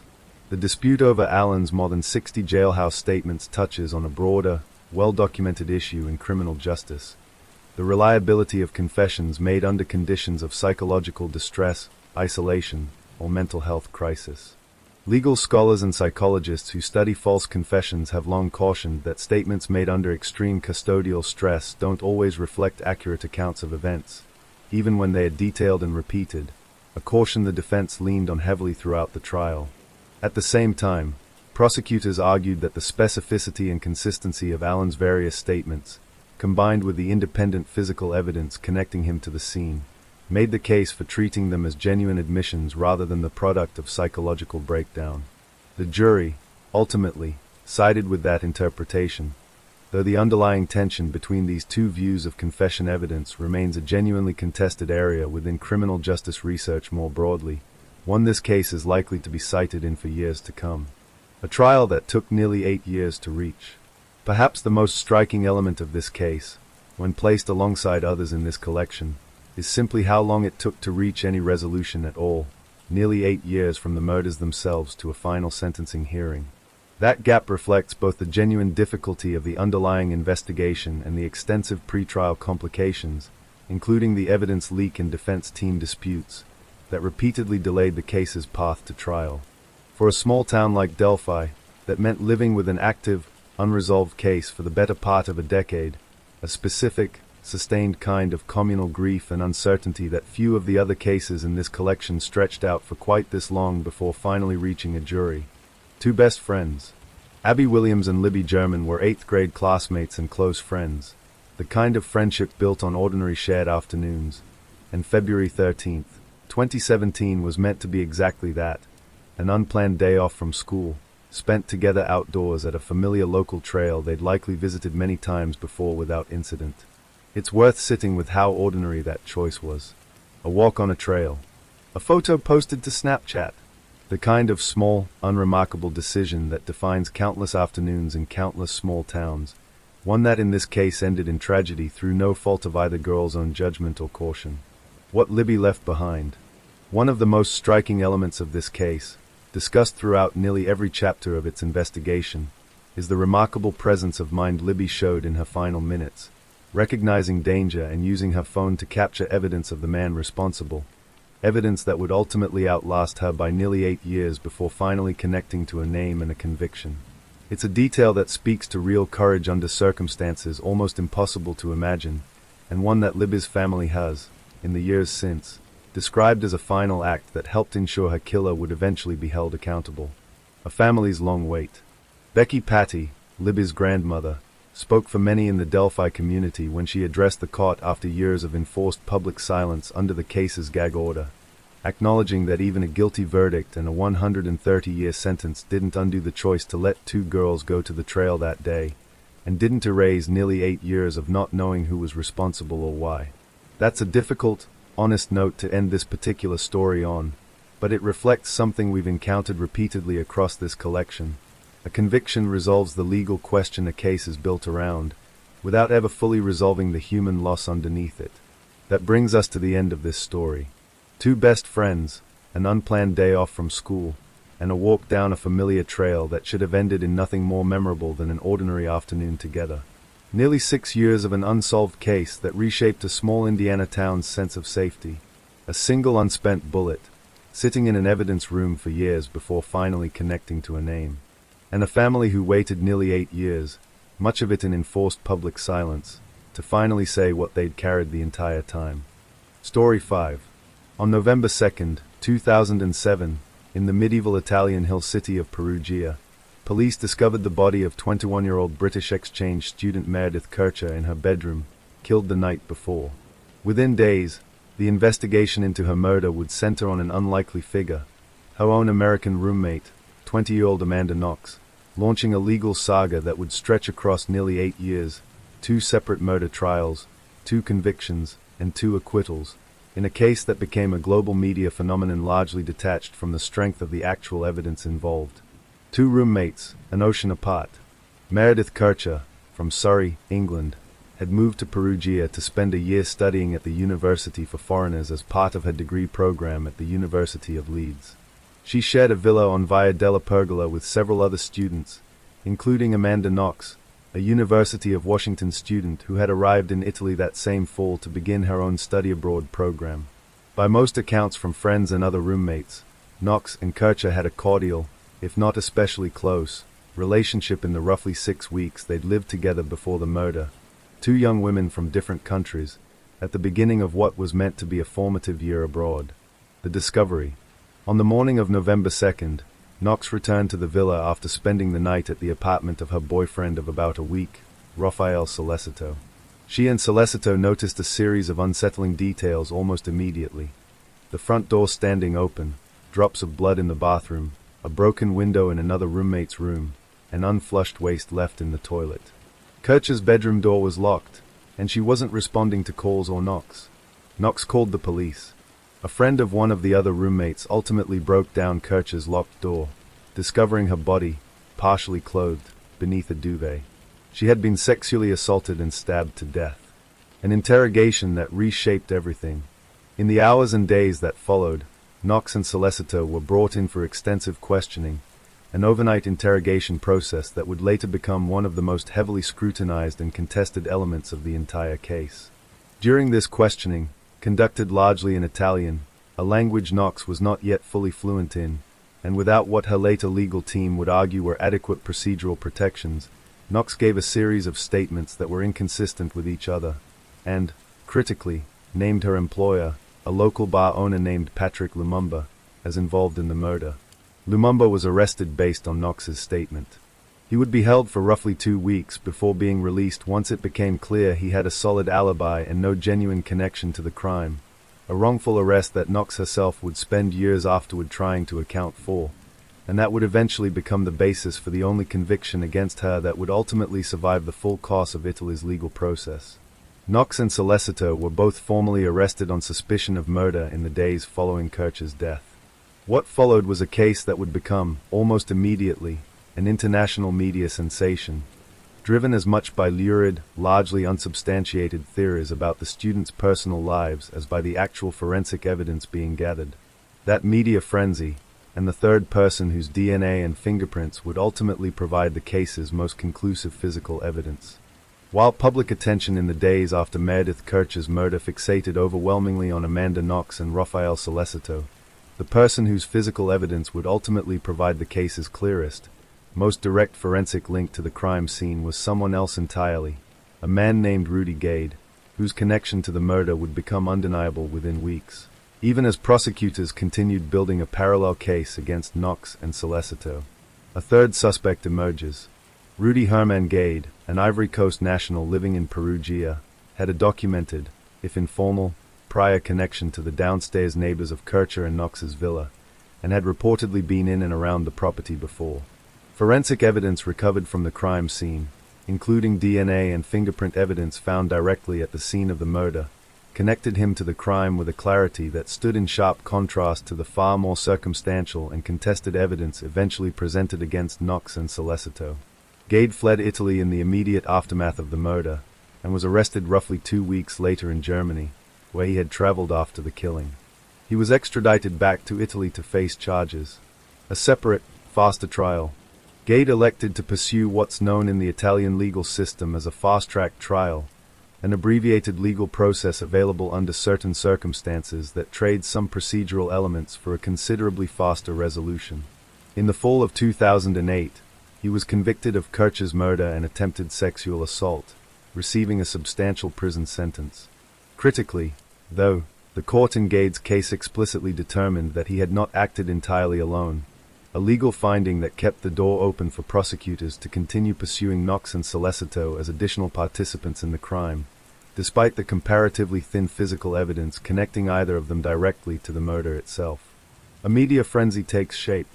It was against this backdrop, a third suspect with clear, direct forensic evidence tying him to the scene, already moving through his own separate legal process, that the case against Knox and Celeste began attracting extraordinary, and in retrospect deeply distorted, international media attention. Much of this coverage focused not on the comparatively weaker evidence against Knox, but on lurid characterizations of her personal life and character, fueled in part by a nickname taken from her own social media presence, Foxy Knoxy, originally a nickname referring to her skill on the soccer field as a child, which tabloid coverage recast entirely, implying something considerably more salacious about her personality and private conduct. Italian and international media outlets alike ran extensive coverage speculating about a supposed sex game gone wrong, theories about drug-fueled parties, and a broader narrative casting Knox as manipulative and sexually deviant, characterizations that had little grounding in the actual physical evidence being gathered, but that shaped public perception of the case for years before any verdict was ever reached. That media narrative, and the flawed forensic case prosecutors ultimately built against Knox and Celeste. When Amanda Knox and Raphael Celeste's first murder trial finally began in January of 2009, prosecutors built their case around two central pieces of forensic evidence, evidence that would, in the years of appeals and retrials that followed, become the focus of intense scientific scrutiny and, ultimately, serious doubt. The knife. Investigators recovered a kitchen knife from Celeste's apartment during their search, and forensic analysts reported finding traces of DNA on the blade that they attributed to Meredith Kircher, along with DNA on the handle attributed to Amanda Knox. Prosecutors presented this knife as the likely murder weapon, arguing its presence in Celeste's apartment, combined with the mixed DNA profile, directly implicated both defendants. The bra clasp. The second key piece of evidence was a clasp from Kircher's bra, recovered from the crime scene during a second search conducted weeks after the initial investigation, a significant delay that would later become central to challenges regarding potential contamination. Forensic analysts reported finding Celeste's DNA on the clasp, evidence prosecutors argued placed him directly at the scene during the assault itself. A trial that drew the world's attention. The trial, held in Perugia with extensive media access though no live television coverage, drew journalists from around the world, reflecting the case's already substantial international profile. Knox testified in her own defense, addressing the inconsistent statements she'd given during her initial interrogation and continuing to maintain her innocence throughout the proceedings. In December of 2009, the jury found both Knox and Celeste guilty on all counts. Knox received a 26-year sentence. Celeste received 25 years. For much of the international audience that had followed the case's lurid media coverage, the verdict felt, in the moment, like a resolution consistent with the narrative that had dominated coverage for 2 years. Cracks in the forensic case. It wouldn't stay resolved for long. As the case moved into its appeals process, independent forensic experts appointed by the court to review the original DNA evidence identified serious methodological problems with how both the knife and the bra clasp evidence had been collected and analyzed. The independent review found that the quantity of DNA recovered from the knife blade was so minimal that reliable analysis was scientifically questionable, and raised the possibility of laboratory contamination during testing. The bra clasp evidence faced similar scrutiny, particularly given the lengthy, unexplained delay between the murder and when investigators had returned to collect it, a gap during which the item could plausibly have been exposed to contamination from multiple sources during the ongoing forensic processing of the crime scene. A reversal, then another reversal. In October of 2011, an appeals court in Perugia acquitted both Knox and Celeste, citing these serious evidentiary problems, and both were released after 4 years in custody. Knox returned immediately to the United States. But the legal saga was far from over. Italian prosecutors appealed the acquittal to Italy's highest court, which in 2013 overturned the appellate acquittal and ordered a full retrial. In 2014, a Florence appeals court once again convicted both Knox and Celeste, this time proposing an entirely different motive than the original sex game theory, suggesting instead that escalating tensions between Knox and Kircher over cleanliness in their shared apartment had somehow led to the killing, a theory that struck many observers as a considerable stretch from the physical evidence available. That back and forth, and the case's eventual, final resolution before Italy's Supreme Court. By 2015, Amanda Knox and Raphael Celeste's case had already run through more legal reversals than almost any other criminal proceeding of its kind in modern memory. An acquittal, overturned by a higher court, a second conviction, now awaiting one final review by Italy's Supreme Court of Cassation, the highest court in the country's judicial system. Nearly 8 years of uncertainty. For Knox, by this point living back in the United States, the years since her initial release in 2011 had been defined by a strange, suspended kind of freedom, physically home, rebuilding a life, but still legally entangled in a foreign judicial process that could, in theory, have resulted in her extradition back to Italy to serve out a lengthy prison sentence if the Supreme Court upheld the 2014 conviction. That uncertainty finally ended in March of 2015, when Italy's Supreme Court of Cassation issued its ruling after roughly 10 hours of deliberation. It definitively overturned both Knox and Celeste's convictions, clearing them entirely of Meredith Kircher's murder. Unlike the earlier appellate acquittal, which had left room for prosecutors to pursue further appeal, this ruling represented the final word in Italy's judicial system. There was no higher court left to appeal to. Stunning flaws. In explaining its decision, the The court was notably direct in its criticism of the case prosecutors had built, describing significant flaws in the prosecution's evidence and process, and specifically pointing to what it characterized as a rush to judgment driven by the case's intense public profile rather than by the strength of the underlying forensic evidence. The court's language left little ambiguity. The DNA evidence connecting Knox and Celeste to the crime scene, the same knife and bra clasp evidence that had anchored the original 2009 conviction, simply didn't meet the standard of reliability the case required. Knox, reacting to the news from the United States, expressed profound relief and gratitude for a resolution that had taken nearly 8 years and 4 years of actual imprisonment to finally reach. One conviction that survived. Despite the complete exoneration on the murder charge, one piece of the original case against Knox did survive the full legal process. Her 2009 conviction for slander, connected to her initial, false statement implicating Patrick Lumumba in the murder during her contested overnight interrogation in 2007. Knox had already served the length of that particular sentence during her time in custody for the murder conviction, meaning the slander charge carried no additional practical prison consequence. But it remained, legally, the one piece of the case that was never fully undone, a conviction she continued fighting to overturn in the years that followed, arguing that her original statement had been the product of a coercive, improperly conducted interrogation rather than a deliberate, knowing falsehood. In 2024, nearly 2 decades after the original interrogation, an Italian appellate court in Florence upheld that slander conviction once more, following a retrial ordered after yet another legal review. Knox, addressing the court directly, expressed regret that she hadn't worked harder at the time to retract her statement about Lumumba, describing herself, at the time of the original interrogation, as a young woman in a state of genuine crisis, pressured extensively by investigators to produce an answer she didn't actually have.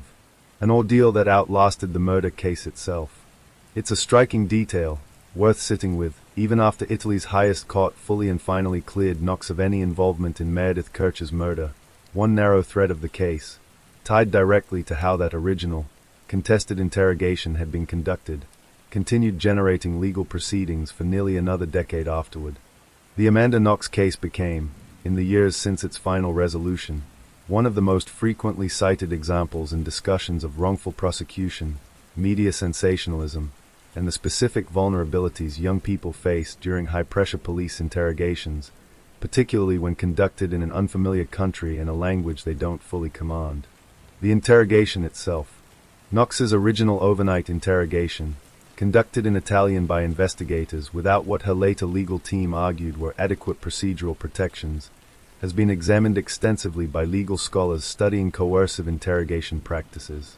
Knox herself described, in later statements and writing, an experience of being pressured repeatedly to produce a specific answer investigators seemed to already be expecting, pressure that, combined with sleep deprivation, language barriers, and the general disorientation of being a 20-year-old foreign student suddenly at the center of a murder investigation, contributed to the false statement implicating Patrick Lumumba.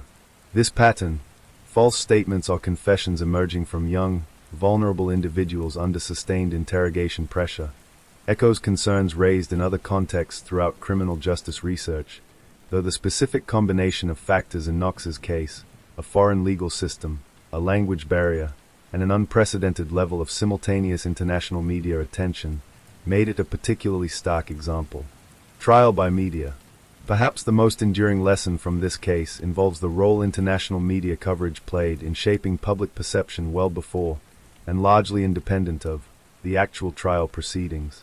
The Foxy-Knoxy narrative that dominated early coverage, built around speculation about Knox's sexuality and personal conduct rather than the forensic evidence actually being gathered, created a public impression of guilt that proved remarkably durable, persisting for years even as the underlying forensic case grew progressively weaker under expert scrutiny. Media researchers have pointed to this case as a significant example of how pretrial publicity can shape not just public opinion, but potentially the broader legal environment a case unfolds within, with some analysts suggesting the intense public pressure surrounding the case may have contributed to the rush to judgment the Italian Supreme Court explicitly cited in its final 2015 ruling. The forensic science under scrutiny. Beyond its media and interrogation lessons, This case also became a significant reference point in discussions about the limits of DNA evidence when working with extremely small or degraded samples. The independent forensic review that ultimately undermined the original conviction highlighted real risks in over-relying on trace DNA evidence recovered under contested collection circumstances, risks that continue to inform forensic science standards and courtroom evidentiary debates in cases well beyond this one. A life rebuilt in public view. In the years since her final acquittal, Knox has taken an approach to her public story that echoes several other survivors and defendants we've discussed throughout this collection, choosing to speak and write about her experience directly, rather than allowing the narrative to remain permanently shaped by the media coverage that first defined her case.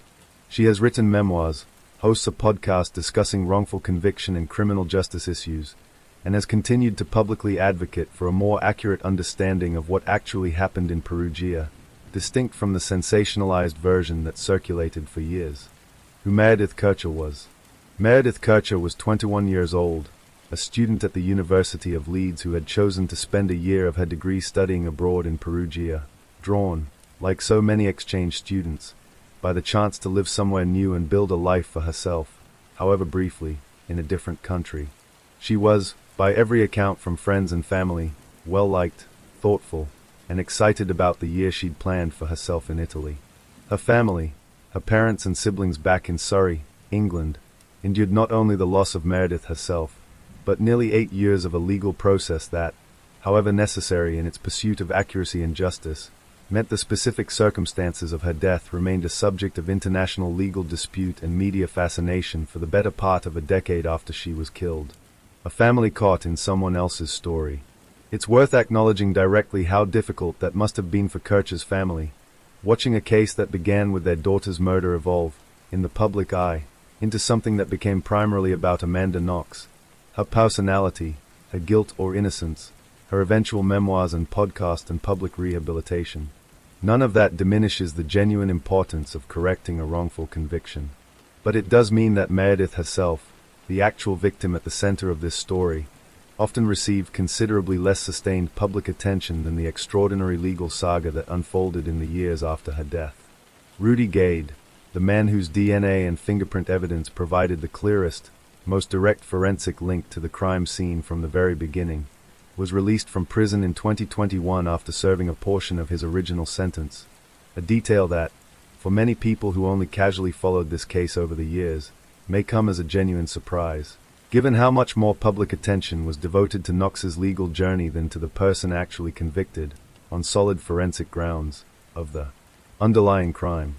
That brings us to the end of this story, a case that took nearly 8 years to reach its final legal resolution, moved through 2 trials, 2 convictions, and 2 acquittals, and ultimately turned as much on flawed forensic science and media sensationalism as on the actual facts of what happened in a shared student apartment one November night in 2007. Amanda Knox and Rafael Celeste were, in the end, definitively and completely cleared by Italy's highest court. Rudy Gade was convicted on forensic evidence that was never seriously in dispute. And Meredith Kercher, whose life was the actual loss at the center of all of it,